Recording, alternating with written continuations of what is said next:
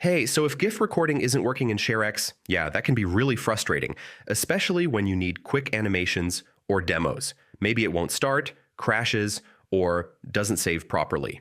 In this guide, I'll walk you through step-by-step fixes to get it working again. First, make sure FFmpeg is installed. ShareX depends on it for GIF recording, so if it's missing or broken, it won't work. Next, go to Capture, and make sure you're selecting screen recording GIF, not the normal recording option. Lower your recording settings like resolution or frame rate. High settings can cause GIF recording to fail. Too many apps running, can slow down your system and stop GIF recording from working properly. Try running ShareX as administrator. Permission issues can sometimes block recording features. Make sure your save folder is valid and accessible. If ShareX can't write files, GIFs won't be saved.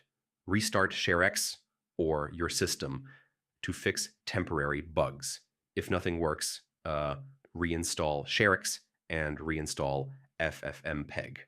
This usually fixes deeper issues. So that's how to fix ShareX GIF not recording.